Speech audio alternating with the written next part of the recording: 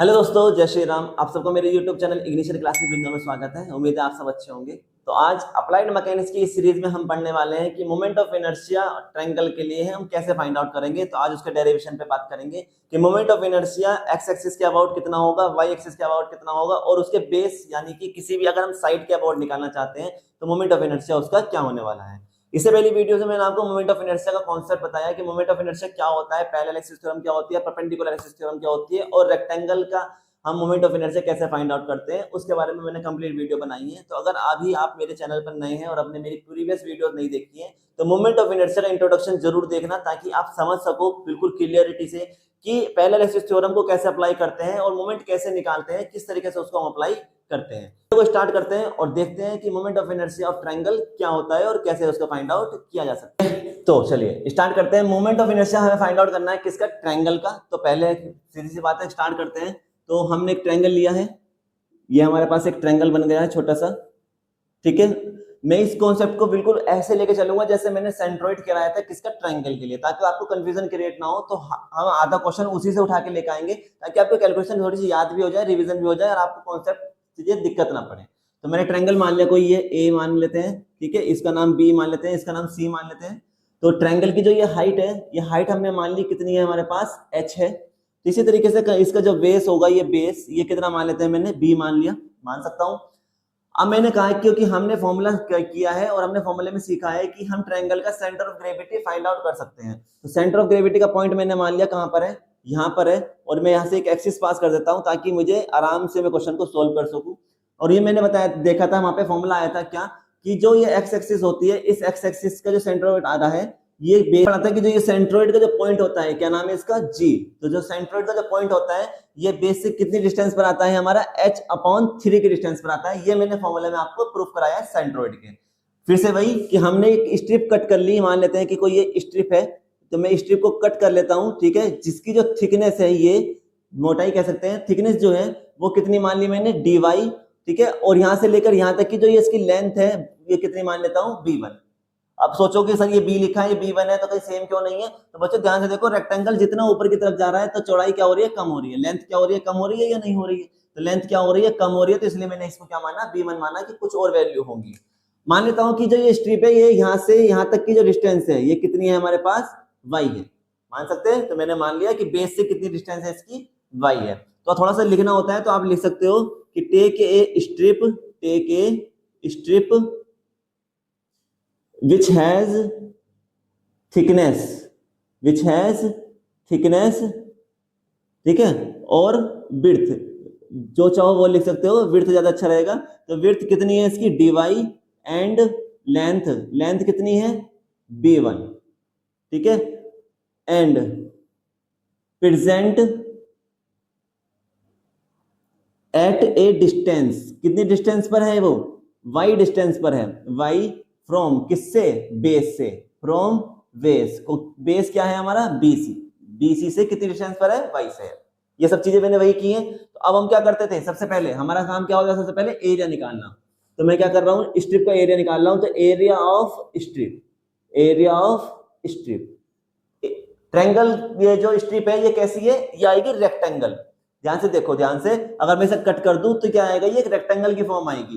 तो रेक्टेंगल का एरिया लगाएंगे, कितना होता है, लेंथ इंटू विड्थ। तो यहाँ से एरिया आएगा हमारे पास कितना, लेंथ कितनी है, इस स्ट्रिप की लेंथ कितनी है, b1, और विड्थ का मतलब चौड़ाई कितनी है हमारे पास, dy। तो हमारे पास एरिया आ गया किसका, स्ट्रिप का। अब हम क्या करते हैं, मोमेंट निकालना होता है, तो हम निकालेंगे मोमेंट ऑफ इनर्शिया, किसका, moment of inertia of strip. अभी स्ट्रिप की बात चल रही है सिर्फ, तो स्ट्रिप का मोमेंट ऑफ इनर्शिया निकाल लेंगे। फॉर्मूला क्या होता है कि भाई एरिया जो आया है उसको परपेंडिकुलर डिस्टेंस से स्क्वायर कर दो, स्क्वायर ऑफ परपेंडिकुलर डिस्टेंस। चलो मैंने पूरा लिख दिया ताकि कोई गलती ना हो, ठीक है। तो मोमेंट ऑफ इनर्शिया को आई से डिनोट करते हैं। एरिया हमारे पास कितना आया है स्ट्रिप का, क्योंकि स्ट्रिप की बात चल रही है, तो b into D Y, perpendicular distance का मतलब कि जो स्ट्रिप है ये एक्सिस से कितनी डिस्टेंस पर है, तो कितना है, y, परपेंडिकुलर डिस्टेंस कितनी हो गई, y, तो y का स्क्वायर। तो हमारे पास यहां से मोमेंट ऑफ इनर्शिया भी आ गया। अब हमें क्या करना है, मोमेंट ऑफ इनर्शिया निकालना है इस ट्रायंगल का। तो पहले ट्रायंगल का निकालने के पहले बच्चों ध्यान से देखो, अगर आप, तो ये जो मोमेंट जो ये स्ट्रिप है ये किससे कनेक्ट है, बेस से। हमारे पास डिस्टेंस किसकी है, बेस की है, ना कि हमारे पास ये एक्सिस की डिस्टेंस है। हमारे पास जो स्ट्रिप की डिस्टेंस है वो कहां से मानी है मैंने, बेस से मानी है। तो अब हम मोमेंट ऑफ इनर्शिया यहाँ पे निकालेंगे किसके अबाउट, बेस के अबाउट। थोड़ा सा क्वेश्चन चेंज हो जाएगा यहाँ पर। तो moment of inertia about base, about base. X axis Y axis किसी के अबाउट नहीं निकलेगा, डायरेक्ट किसके अबाउट निकाल रहे हैं पहले, बेस के अबाउट। ये बहुत इसमें मेन पंच है, ध्यान रखना। अगर आप ये डिस्टेंस वाई यहाँ नहीं मानते हो, इसको मान लेते हो, क्वेश्चन गलत हो जाएगा। तो हम मोमेंट ऑफ इनर्शिया ट्रायंगल का पहले किसके अबाउट निकालेंगे, बेस के अबाउट। कि मैं ये देखूंगा कि ये इसको मैंने फिक्स कर दिया, अब बॉडी इसके अबाउट कितनी रोटेट कर रही है, कैसे रोटेट करेगी, क्या फॉर्मूला आएगा। बात समझ में आ गई। एक्स एक्सिस के अबाउट हम बात को मानेंगे, बात को निकालेंगे। तो अब बेस के अबाउट निकाल रहा हूं, तो निकाल सकते हैं क्या, फॉर्मूला लगाएंगे I is equal to, integration करना होगा क्योंकि मैंने बताया था कि जब भी हमारे पास कोई स्ट्रिप है तो मैं इस स्ट्रिप को अब क्या कर रहा हूं, फैला रहा हूं। मैं क्या कर रहा हूं, इसको स्ट्रेच कर रहा हूं, खींच रहा हूं। तो मैं ऊपर तक यहां तक खींच सकता हूं मैक्सिमम, और नीचे बेस तक खींच सकता हूं, या नहीं। मैं ज्यादा से ज्यादा उसे स्ट्रिप को ऊपर कितना लेके जा सकता हूं, ऊपर वाली लाइन को यहां तक, और नीचे वाली लाइन को कहां तक लेके आ सकता हूं, मैक्सिमम BC तक। तो यहां से लेकर और यहां तक की डिस्टेंस कितनी दी गई है, h दी गई है नहीं। तो यहाँ पे मान लेता हूं 0 होगी, तो यहाँ पे कितनी होगी, h। तो 0 से लेकर कितनी है, h तक है। तो इंटीग्रेशन कितना बन गया हमारे पास, 0 से लेकर h तक बनेगा या नहीं। अब इंटीग्रेशन करना किसका, स्ट्रिप का। इंटीग्रेशन का मतलब भाई मैं किसको खींच रहा हूं, मैं किसको खींच रहा हूं, स्ट्रिप को। तो मैं स्ट्रिप को खींच रहा हूं, तो इसलिए स्ट्रिप का फॉर्मूला आएगा, नहीं आएगा। तो एरिया किसका आएगा, स्ट्रिप का। एरिया ही क्यों आया, क्योंकि सीधी सी बात है बच्चों, एरिया फैलेगा ना इसका स्ट्रिप का, तो इसलिए हम क्या लगाएंगे, ये फॉर्मूला लगाएंगे, B1 into Y square into DY। Clear है, आई होप क्लियर हुआ होगा। अब हम इसको बस इंटीग्रेशन करना है, इंटीग्रेशन करेंगे। ये याद रखना, इंटीग्रेशन आ किसके अबाउट रहा है, BC के अबाउट। ये दोनों ध्यान रखना है, यहाँ पर मेंशन करना पड़ेगा, IBC is equal to B1 constant है, लेकिन अभी मुझे B1 का फॉर्मूला यहाँ पुट करना पड़ेगा। क्यों, क्योंकि B1 कुछ नहीं है, B1 तो मैंने माना है, एक्चुअल में तो कितना था, B। यहाँ पे हमें B1 हमने माना है क्या, एक्चुअल में डायमेंशन कितनी है, B है। तो B1 की वैल्यू कहां से आएगी, अब आएगा ये ट्रायंगल लॉ से, बाय ट्रायंगल लॉ। बच्चों ट्रायंगल लॉ मैंने आपको डिटेल में समझाया है, कब, जब मैंने ट्रायंगल का सेंट्रोइड बताया था। तो वहां से मैंने वहां पे बताया था, यहाँ पे डायरेक्ट लिख रहा हूं। क्या होता है ट्रायंगल लॉ की, ट्रायंगल लॉ ये होता है कि अगर हमारे पास दो सिमिलर ट्रायंगल हैं, देखो ध्यान से, यहाँ पे दो ट्रायंगल मान लेता हूँ, इसका नाम मान लेता हूँ मैं, क्या मान लेता हूँ, D, और इसका नाम मान लेते हैं E। तो हमारे पास दो ट्रायंगल बनना है, क्या, एक तो ADE और एक बनना है ABC। अगर हमारे पास दो सिमिलर ट्रायंगल होते हैं तो जो डायमेंशंस जो होती है, जो साइड्स होती है, उनका रेशियो क्या हो जाते हैं, इक्वल हो जाते हैं। कैसे, तो मैं पहले छोटा ट्रायंगल ले रहा हूं, तो छोटे ट्रायंगल का जो बेस है वो कितना है, B1 है। तो B1 जो है इसके नीचे क्या आएगा, अब बड़े ट्रायंगल का बेस। तो बड़े ट्रायंगल का बेस कितना है, B। इसी तरीके से, क्योंकि मैंने सबसे ऊपर क्या लिया था, छोटा ट्रायंगल, तो छोटा ट्रायंगल की जो हाइट है वो कितनी है हमारे पास, वो दी नहीं है, तो वो निकाल लेते हैं। मेरे पास पूरी हाइट है कितनी, h, मेरे पास ये हाइट है कितनी, y। तो इसका मतलब मैं यहां से लेकर यहां तक की हाइट निकाल सकता हूं, कितनी हो जाएगी, h माइनस y। पूरे में से इतना माइनस कर दिया तो क्या आ गया, h माइनस y। तो ऊपर मैंने क्योंकि छोटा ट्रायंगल लिया था, तो छोटे ट्रायंगल की हाइट कितनी है, h माइनस y। बड़े ट्रायंगल की हाइट कितनी है, h। तो ये हम फॉर्मूला लगाते हैं क्या, कि अगर आपने छोटे ट्रायंगल के बेस लिया है ऊपर, तो इसके नीचे आएगा बड़े ट्रायंगल का बेस। अगर आपने छोटे ट्रायंगल की हाइट ली है तो नीचे क्या आएगी, बड़े ट्रायंगल की ही हाइट आएगी। यहाँ से B1 की वैल्यू निकाल सकता हूं मैं, क्या आएगा B1 की value, B into H minus Y upon H आएगी या नहीं। इसकी वैल्यू यहाँ पुट कर रहे हैं। तो अब क्वेश्चन थोड़ा सा चेंज हो जाएगा, क्या, कि IBC is equal to integration 0 से लेकर H। B1 की वैल्यू है हमारे पास B into H minus Y, और साथ में क्या चल रहा है हमारे पास, वाई स्क्वायर DY, और नीचे क्या बचा है, नीचे है H। ये हमारे पास टोटल चीजें आ गई। इसमें जो कांस्टेंट है वो अपना हम एक तरफ रख देंगे, तो BC इज इक्वल टू, इसमें B कांस्टेंट है, नीचे H कांस्टेंट है। अब इंटीग्रेशन करेंगे 0 से लेके H, मैं y के अंदर मल्टीप्लाई कर रहा हूं, तो H के साथ क्या आ गया, वाई स्क्वायर माइनस y की y का करेंगे तो कितना आएगा, π/3, और यहाँ क्या बचा, DY। यानी इन दोनों का हमें इंटीग्रेशन करना है। फिर से वही फॉर्मूला लगेगा, कौन सा, कि इंटीग्रेशन x की पावर n का निकाल सकते हैं हम। क्या होगा, x की power n plus 1 upon n plus 1। तो यहां फॉर्मूला मैं लगा रहा हूं, तो क्या हो जाएगा, IBC इज इक्वल टू क्या आएगा, B अपॉन H, तो ऐसे रहेगा, H ऐसे रहेगा, y की पावर 2 है, एक और ऐड हो जाएगी, कितनी आएगी, y की पावर 3, और नीचे भी क्या आ गया, 3 माइनस y की पावर 3 है, एक और ऐड हो जाएगी तो y की पावर 4/4, और लिमिट कितनी है 0 से लेकर h। अब थोड़ा सा इसको सोल्व करते हैं, देखो ध्यान से, I B C is equal to B upon H, तो ऐसे रहेगा। अब यहाँ देखो लिमिट रख रहा हूं, पहले रखेंगे ऊपर वाली लिमिट, तो y की जगह क्या रखना है h, तो y की पावर जब 3 यहाँ पर है और एक h, ध्यान से देखो h तो यहाँ आया और y की जगह क्या रख दिया मैंने h, और पावर कितनी है 3, नीचे क्या आ गया 3 माइनस, y की जगह क्या रखेंगे h, तो h की पावर 4/4 माइनस, y की जगह क्या रखेंगे 0, तो पूरी टर्म क्या बन गई 0, माइनस y की जगह क्या रखेंगे 0, तो पूरी टर्म क्या बन गई 0।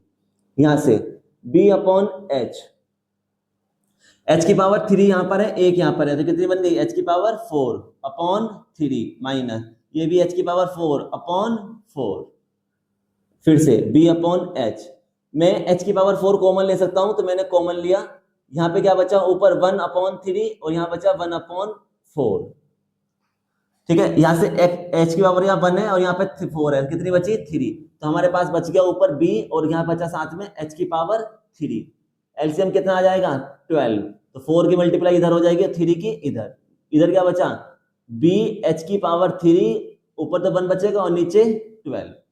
दैट मीन्स हमारे पास, मैं यहाँ लिख रहा हूँ, ध्यान से देख लेना कभी कुछ छूट जाए, integration moment of inertia base के अबाउट, किसके अबाउट BC के अबाउट, कितना आ गया है हमारे पास b h की पावर 3/12, ये हमारा फॉर्मूला है बच्चों, ठीक है। क्या आ गया है, ये हमारा फॉर्मूला आ गया है क्या, कि मोमेंट ऑफ इनर्शिया बेस के अबाउट कितना होता है, b h की पावर 3/12 होता है। क्लियर है, बस कैलकुलेशन है, कैलकुलेशन आप समझ में आ गई होगी, मैं हाथ हाथ बोल रहा हूँ, समझा भी रहा हूँ कैसे कैसे हो रही है। तो बेस के अबाउट हमारा मोमेंट ऑफ इनर्शिया आ गया है b h की पावर 3, अभी किसके अबाउट आया है बेस के अबाउट, चाहिए किसके अबाउट है हमें, हमें चाहिए ट्रायंगल का एक्स एक्सिस के अबाउट, तो ये कौन सी एक्सिस है एक्स एक्सिस है, क्योंकि सेंट्रोइड की एक्सिस तो यही थी ना, तो सेंट्रोइड की एक्सिस है।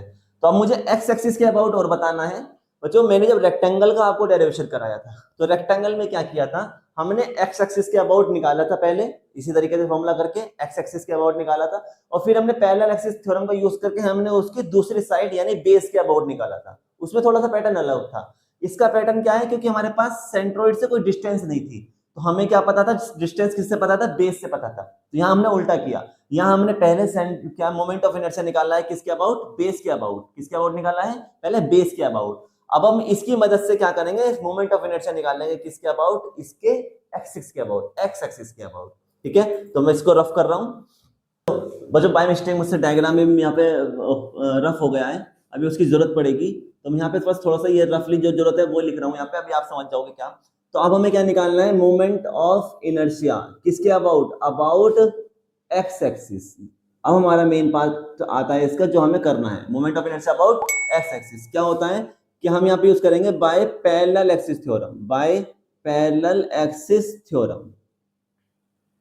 पैरेलल एक्सिस थ्योरम क्या कहती है कि अगर आपके पास किसी भी एक्सिस के अबाउट अगर मोमेंट ऑफ इनर्शिया निकालना चाहते हो, अगर आप किसी भी एक्सिस के अबाउट मोमेंट ऑफ इनर्शिया निकालना चाहते हो तो निकाल सकते हो, कब, कि अगर आपके पास मोमेंट ऑफ इनर्शिया पता हो सेंटर ऑफ ग्रेविटी के अबाउट प्लस एरिया पता हो उस ऑब्जेक्ट का, और दोनों एक्सिस के बीच की डिस्टेंस पता हो। तो मैंने पैरेलल एक्सिस थ्योरम में सेपरेट वीडियो बनाई है, रेक्टेंगल में बहुत अच्छे से समझाया है, बहुत डिटेल में समझाया है, तो आप वहां से भी सीख सकते हो। फिलहाल यहाँ पे भी समझाता हूँ, कोई घबराने वाली बात नहीं है। क्या हमने मोमेंट, हम क्या करते थे, हम जब पैरेलल एक्सिस थ्योरम कब लगाते थे, कि जब हम सेंटर ऑफ ग्रेविटी के अबाउट हमें क्या पता होता था मोमेंट ऑफ इनर्शिया, और हमें बेस के अबाउट निकालना होता है।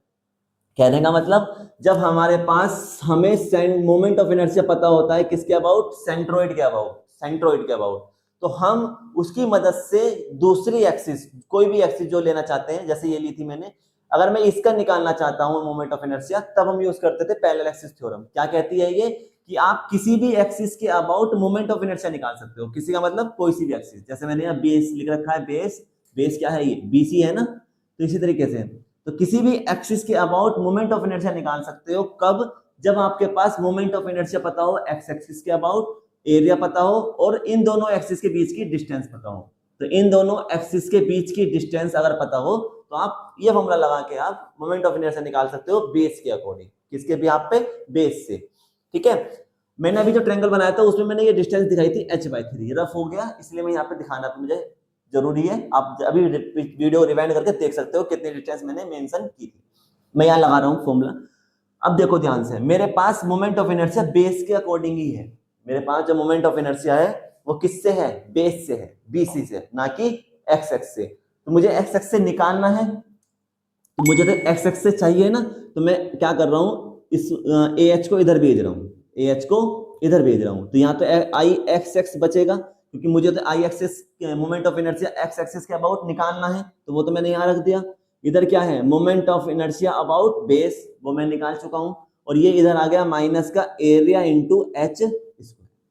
क्लियर है, इज इक्वल टू, ये हमें फाइंड आउट करना है moment of inertia about triangle के लिए बेस के अपॉन कितना होता है, मतलब मोमेंट ऑफ इनर्शिया ट्रायंगल के लिए किसके भी यहाँ पर बेस के पे कितना होता है, बी एच की पावर 3 अपॉन 12, ये हमने अभी निकाला है, इनटू एरिया। एरिया किसका है, ट्रायंगल का, तो पूरे ट्रायंगल का एरिया कितना होगा, हाफ बेस। बेस कितना था, हमने कितना माना था, बी, और हाइट कितनी मानी थी हमने, एच। ये हो गया इनटू एच क्या होता है, दोनों एक्सिस के बीच की डिस्टेंस जिसका आप निकालना चाहते हो। तो ये दोनों एक्सिस पे बात चल रही है, तो इन दोनों एक्सिस के बीच की डिस्टेंस कितनी है, h/3। तो इसलिए h/3 का क्या आ गया, स्क्वायर। बी एच की पावर 3 अपॉन 12 माइनस, देखो यहाँ पे एक b तो ये रहा, यहाँ आ गया h, एक यहाँ पर है और दो यहाँ से आएंगे, कितने बन गए, h की पावर 3, h की पावर 3 अपॉन 2 यहाँ पर है, 3 यहाँ पर है, 3 नहीं है यहाँ पर, ये 3 है, 3 का स्क्वायर करेंगे कितना आएगा, 3 3 सा 9, और 9 और 2 यहाँ पर है, तो कितना हो गया 18, 9 2 सा 18। एलसीएम ले लेते हैं, यहाँ पर कितना आएगा, एलसीएम कितना ले सकते हैं, 36। एलसीएम वो नंबर लेते हैं जो दोनों से डिवाइड हो, तो 36 ऐसा नंबर है जो दोनों से डिवाइड हो जाएगा। तो जब मैं 36 की ऊपर मल्टीप्लाई करूंगा तो यहाँ भी 36 आएगा, 12 से जब डिवाइड करेंगे तो कितना आएगा, 3 टाइम्स, तो बी एच की पावर 3। जब मैं 36 लिखूंगा 18 से डिवाइड करूंगा कितने टाइम आएगा, 2 टाइम्स, तो बी एच की पावर 3। तो यहां से आई एक्स एक्स आ जाएगा, कितना, 3 में से 2 गए, कितना बचा 1, तो 1 यानी कि बी एच की पावर 3 अपॉन 36। तो ये है हमारा आंसर इसका मोमेंट ऑफ इनर्शिया का। क्या कि मोमेंट ऑफ इनर्शिया ट्रायंगल का एक्स एक्सिस के अबाउट यानी सेंट्रोइड के अबाउट कितना होता है, बी एच की पावर 3 अपॉन 36। ठीक है, बात समझ में आ गई। तो केस उल्टा हुआ है रेक्टेंगल से। रेक्टेंगल में हमने सेंट्रोइड का पहले निकाला था, उसके बाद हमने बेस निकाला था। यहाँ पे पहले बेस का फाइंड आउट किया है और उसके बाद सेंट्रोइड का फाइंड आउट किया है। क्लियर है कॉन्सेप्ट। चलिए अब देखते हैं कि moment of inertia Y axis पे कितना होगा। तो अब दोबारा से करेंगे, किसके लिए, वाई एक्सिस के लिए। तो अब मोमेंट ऑफ इनर्शिया निकालेंगे कब, जब हमारे पास कैसी है, सेंट्रोइड कहां पर है, सेंट्रोइड यानी सेंटर ऑफ ग्रेविटी का जो पॉइंट है वो कहां पर है, हमारा वाई एक्सिस पे है। पहले हमारा सेंटर ऑफ ग्रेविटी का पॉइंट कहां पर था, एक्स एक्सिस पे था, तो उसकी वजह से हमने क्या निकाला है, moment of inertia x axis के अबाउट। अब की बार जो मोमेंट ऑफ इनर्शिया सेंट्रोइड का जो पॉइंट है वो कहां पर है, वाई एक्सिस पे है। तो अब मोमेंट ऑफ इनर्शिया निकालेंगे किसके अबाउट, वाई एक्सिस के अबाउट। फिर से वही चीज कि मेरे पास वाई के बीच में कोई डिस्टेंस नहीं दे रखी है, मेरे पास कोई स्ट्रिप है, स्ट्रिप की जो ये मोटाई है, थिकनेस है, ये कितनी है हमारे पास, dx है, ठीक है, और इसकी हाइट कितनी है, h1 है। मैंने कहा कि जो स्ट्रिप है ये बेस से कितनी डिस्टेंस पर है, x डिस्टेंस पर है। तो अभी वही से बात आती है कि मेरे पास ग्रेविटी और इसके बीच में कोई डिस्टेंस नहीं दी गई है, कुछ पता ही नहीं है। तो इसलिए अब हम पहले मोमेंट ऑफ इनर्शिया निकालेंगे बेस के अबाउट, किसके अबाउट, बेस के अबाउट, किसी दूसरी एक्सिस के अबाउट, और फिर पैरेलल एक्सिस थ्योरम का यूज करके हम किसके अबाउट निकालेंगे, वाई एक्सिस के अबाउट। तो फिर से वही सारी चीजें फाइंड आउट करनी है। तो मैं यहाँ लिखता हूँ क्या, कि पहले area of strip, small strip जो ली है उसका एरिया निकालना होगा ना। तो रेक्टेंगल होती है, तो रेक्टेंगल का क्या होता है कि लेंथ इंटू विड्थ। तो लेंथ कितनी है हमारे पास, चौड़ाई कितनी है इसकी, dx, और हाइट कितनी है इसकी, h1। फिर हमने क्या करा था, मोमेंट ऑफ इनर्शिया निकाला था किसका, स्ट्रिप का। अब हम स्ट्रिप का देखेंगे मोमेंट ऑफ इनर्शिया कितना होता है। तो मोमेंट ऑफ इनर्शिया के लिए क्या होता था, एरिया इंटू परपेंडिकुलर जो डिस्टेंस होती है उसका स्क्वायर। तो बच्चों एरिया तो हमारे पास कितना आया है, dx इंटू h1, और परपेंडिकुलर डिस्टेंस यानी इस स्ट्रिप की एक्सिस से कितनी डिस्टेंस है, x, तो यहाँ क्या आ गया, x का स्क्वायर। क्लियर है, बात समझ में आ गई। चलिए अब हम क्या करेंगे, इंटीग्रेशन, क्योंकि मैं क्या कर सकता हूं, अब मुझे स्ट्रिप का नहीं फाइंड आउट करना था मोमेंट ऑफ इनर्शिया, किसका करना है, पूरे ट्रायंगल का। तो अब मैं इस स्ट्रिप को खींचूंगा, तो मैं कहां तक खींच सकता हूं, मैक्सिमम इसे सी पॉइंट तक ला सकता हूं और मैं यहां तक बी पॉइंट तक ला सकता हूं। इससे ज्यादा कोई ले जाऊंगा तो कहां तक खींच सकता हूं, इस ट्रायंगल, जितना ये ट्रायंगल है इतना ही खींच सकता हूं। तो कहां से, बी से लेके सी तक। तो इसलिए बी से लेके सी तक की डिस्टेंस कितनी है, डी। तो इसलिए मोमेंट ऑफ इनर्शिया अबाउट, किसके अबाउट लेके आ रहे हैं हम, बेस। क्या है बेस, इसका बेस कितना है, ए बी। तो किसके अबाउट ला रहा हूं मैं, ए बी के अबाउट। नाम कुछ भी दे सकते हो आप अपनी मर्जी से, यहाँ सी भी लिख सकते हो, डी भी लिख सकते हो, कोई दिक्कत नहीं है। तो moment of inertia A B के अबाउट आ रहा है। अब कितना आएगा कि इंटीग्रेशन करेंगे कहां से लेकर यहां से यहां तक की डिस्टेंस, क्योंकि मैं इस स्ट्रिप को कितना खोल सकता हूं, जितना ये ट्रायंगल है। तो इस एक्सिस को यहां मिला सकता हूं, इस एक्सिस को यहां। तो कितना जाएगा मैक्सिमम, बी से स्टार्ट होकर कहां तक जाएगा, सी तक। कितनी डिस्टेंस है पूरी, बी। तो जीरो से लेकर कितनी हो सकती है मैक्सिमम डिस्टेंस, बी तक हो सकती है। ठीक है, जीरो से लेकर बी तक हो सकती है। फॉर्मूला क्या आया था हमारे पास स्ट्रिप का, कि h1 इंटू एक्स का स्क्वायर इंटू डी एक्स। फिर से वही बात आती है कि h1 हमने माना है स्मॉल स्ट्रिप का, लेकिन हमें तो पूरी स्ट्रिप की डिस्टेंस चाहिए। तो h1 की वैल्यू निकाल लेंगे बाय द ट्रायंगल लो। तो बाय ट्रायंगल लो, क्या कहता है ट्रायंगल लो, ट्रायंगल लो कहता है कि अगर आपके पास दो सिमिलर ट्रायंगल हैं तो आप उनकी साइड्स का रेशियो से आप उसको फाइंड आउट कर सकते हो। तो दो ट्रायंगल बन गए, एक ये और एक ये। तो यहां से मुझे क्या मिलेगा, h1। मैं यहां से देखो छोटे वाले ट्रायंगल की हाइट ले रहा हूं, कितनी है, h1 अपॉन बड़े वाले ट्रायंगल की हाइट कितनी है, h। मैंने बताया था ना, अगर छोटे वाले ट्रायंगल के ऊपर हाइट लिखी है तो नीचे भी क्या लिखेंगे, बड़े ट्रायंगल की हाइट। छोटे ट्रायंगल का जो बेस है वो कितना है, b माइनस एक्स। तो ऊपर क्या आ गया, b माइनस एक्स। बड़े वाले ट्रायंगल का बेस कितना है, b। तो यहां से h1 की वैल्यू आ जाएगी h b minus X upon B. बच्चों थोड़ा सा स्पीड मैंने इसलिए करा रहा हूं क्योंकि बिल्कुल अभी अभी डिटेल में पढ़ा है हमने, अब तो बिल्कुल उसके जैसा ही करना है ना, सारी चीजें वही हैं। तो बस इसलिए थोड़ा सा बस करके इसलिए दिखा रहा हूं कि आपको पता चले कि इसका क्या आएगा। यह ना हो कि क्वेश्चन आपने सोचोगे सर ने हाफ छोड़ दिया, हाफ नहीं करा रहा हूं, इसलिए पूरा करा रहा हूं।